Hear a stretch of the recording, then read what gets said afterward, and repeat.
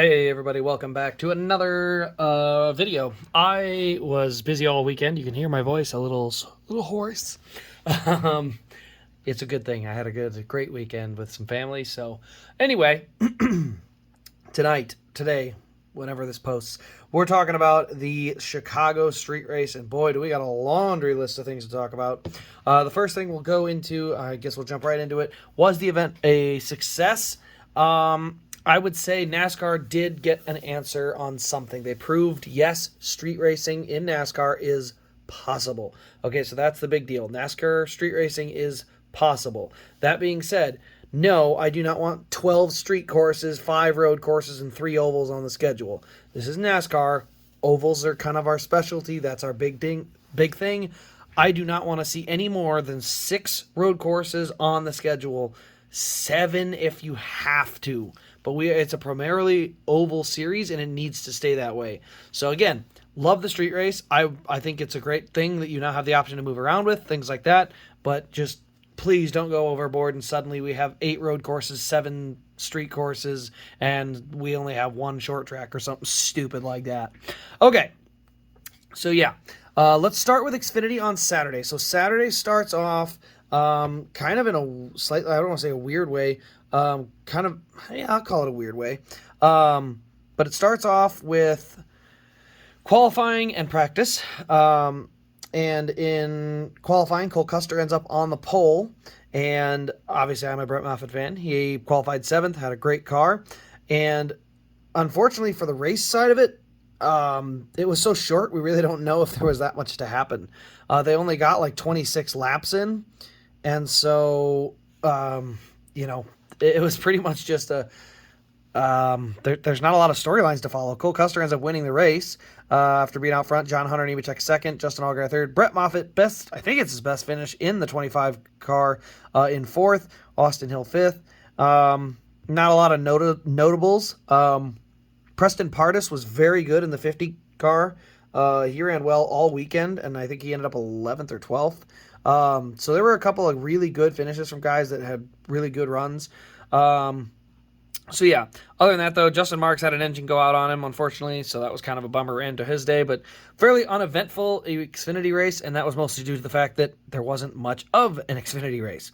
Okay, now let's move on to the Cup race. So the Cup race gets rolling. We had a ton of weather. All the concerts get canceled. We'll talk about that at the end of the video. But let's go into the results because, what else do you say? Let's start in stage 1. Stage 1 results. Christopher Bell gets the stage win, Tyler Reddick second. So we have 2 Toyotas at the top. Then we have Shane Van Gisbergen. He's the eventual race winner. But in his first career start, he literally racked up 55 points. 7 stage points in stage 2, 8 in stage 1, 7 in stage 2. So 15 stage points on top of the winning amount of 40, and he ends up with 55 points. That's a lot. So he ran very, very well. But Christopher Bell wins both the first 2 stages. There are no cautions for stage breaks. Excuse me. Recording at 12:40 in the morning. So no cautions for stage breaks. And so they keep on going through. We do have a decent amount of events. Noah Gragson can't stop hitting the turn 6 walls. Tire barrier, he got in there like 3 separate times, maybe 4. It was a lot. And there was just a lot of kind of mistakes on corner exits where guys were getting caught up in some tire barriers. Kyle Busch got caught in one. But otherwise, we really didn't see any massive crashes. It was mostly just guys overshooting corners and ending up in tire barriers. Now, we started on the wets and then transitioned into the dries. That was awesome. I loved it. I thought that was great for the race to have that transition from wet to dry. One of the corners never, ever even dried out. It was still always kind of damp the entire time. So that one was definitely, it made the track a little treacherous, which did play out, unfortunately, in a negative way because I think guys couldn't be as aggressive with passes. That being said, shout out to the guy out of Australia, Shane Van Gisbergen. He was aggressive everywhere, whether it was a wet corner, dry corner, it did not matter. It was aggressive, get after it. Just, really put yourself on their inside and see if you can just see if you can hang in with that spot, force them to take a worse line through the corner, and, that sets you up for success in the next corner. So, again, very fast all day. Third in one stage, fourth in another.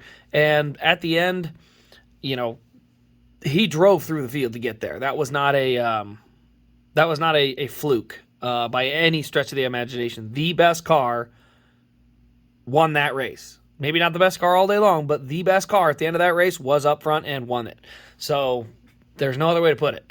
But let's go into, okay, so you get through stage 2. NASCAR's running out of daylight because they started so late, which, by the way, this would have happened regardless of rain or not. They only had the race delayed start time-wise by an hour. So them moving 30 laps up, I mean, that was wishful thinking on their part. With a street course and it being their first time doing it, for them to leave themselves only about 30 to 40 minutes of daylight if a race goes on an average time schedule is downright stupid to me. I don't know why their start time was 5 o'clock. That thing needed to be earlier. Now, that being said, I get it. It got delayed. They started as soon as they could. Okay, I'm not blaming them for this year. What I am saying is that start time was a horrible idea. And honestly, the weather bailed them out, because I think if they had had a normal dry track with a lot of cautions, they still would have had to end due to daylight. And then it's literally only their fault. At least this time they have the weather.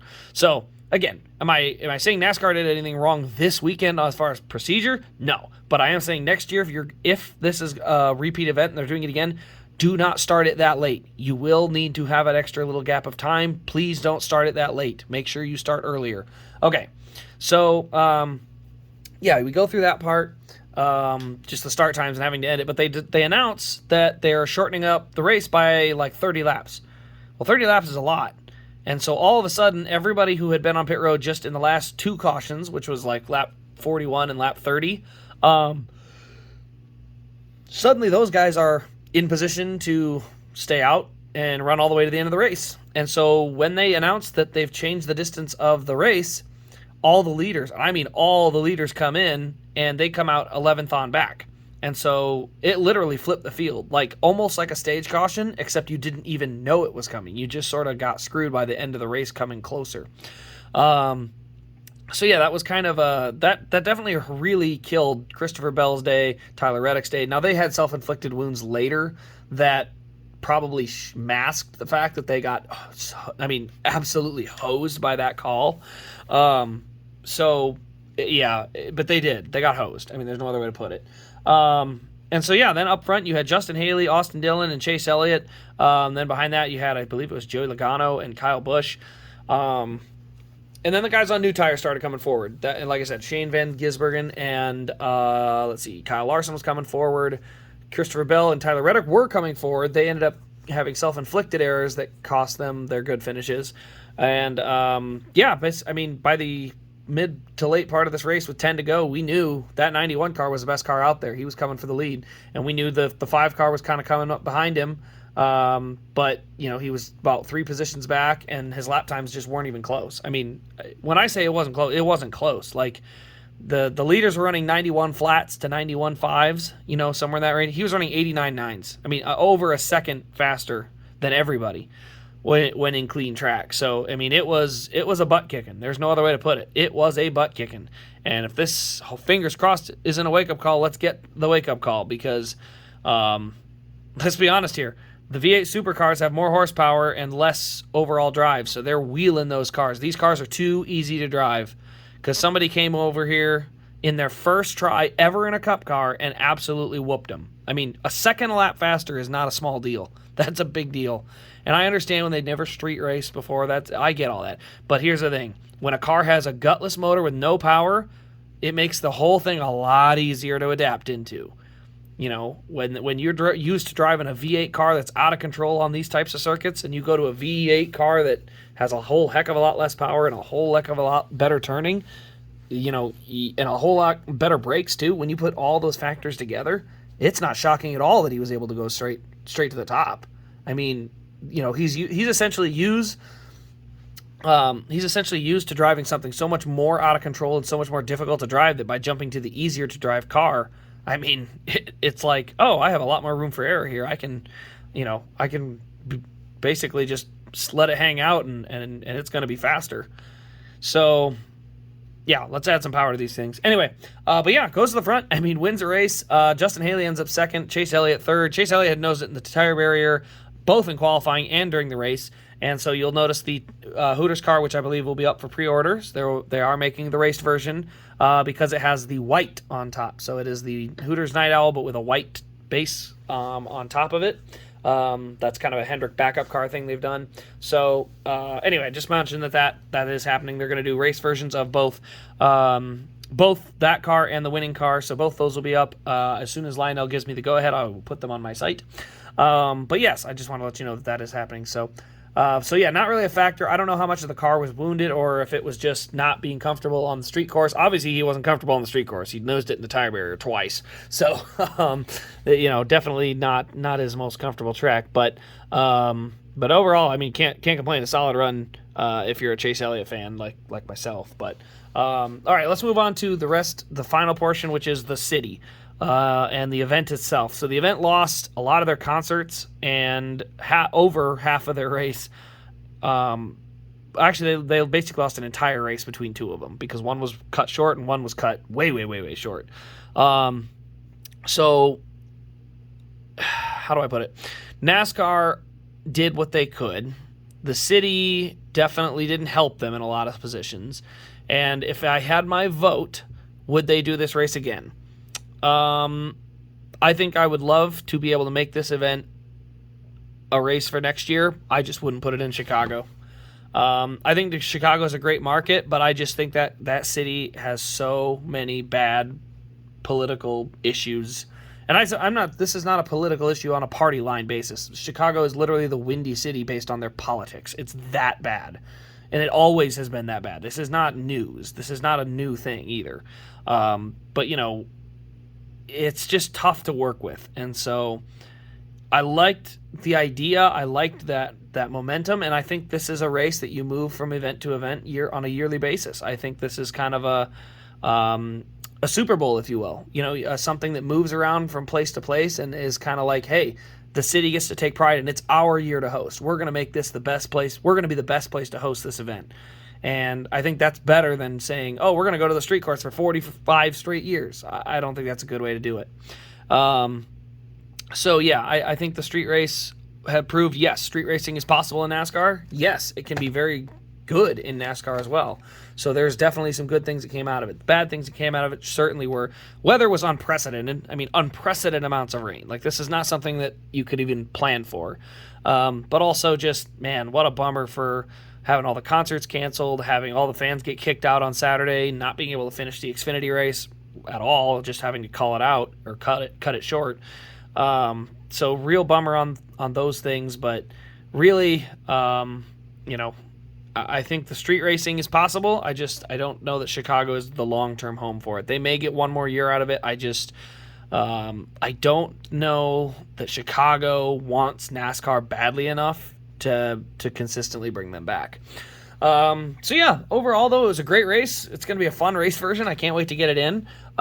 Just kind of a wacky weekend. I mean, we haven't had a guy win in his first start since the 60s, so that's really cool that somebody was able to do that. And I wouldn't be shocked at all if we see him in NASCAR soon. I mean, I have this car sitting here for a reason. This is exactly where Marcus Ambrose came from. And if you guys don't remember, Marcus Ambrose dominated Watkins Glen. And, he only won a couple of them, but, 2013 he's right there. 2014 he's right there. 2015 he's right there. I mean, he was so good on the road courses. And honestly, he was driving not great cars and still running really well in them. So figured I'd bring a little tribute out, I guess. But I wouldn't be shocked at all if we see him coming over to NASCAR, at least for some road courses, but a potential full-time opportunity as well. So yeah, that pretty much wraps up my review on the race. We're looking forward to Atlanta this next weekend, so can't wait for some good old plate racing, or I guess mini plate racing if we want to call it that. So should be kind of fun. The cut line, Chase Elliott's getting closer. I didn't think he'd be able to point his way in after the suspension, but it looks like he actually very well may be able to still do that. So I guess we'll see here in a few weeks' time, but he's still got opportunities to win. So those are still hanging out there as well. But anyway, guys, let me know your thoughts on the street race, what cities you'd like to see it in. My vote would be Minneapolis. That's my local city, but also I don't think there's any track within 6 hours of that city. I've also heard Denver. I think that's a great spot too, but just going to these big cities that have a lot of people, also a lot of corporations, a lot of companies, a lot of company life, and being able to put something like that in the city and kind of show a group of people that have never seen NASCAR what it is, because Minneapolis has never had a NASCAR track, neither has Denver. They've had Pikes Peak, kind of, sort of. So between those two, I think both of those are A-plus home run cities. So I guess we'll just kind of have to wait and see what they end up coming up with. So anyway, guys, that'll wrap up the review. Let me know your thoughts, and we'll see you later this week in our next Diecast review.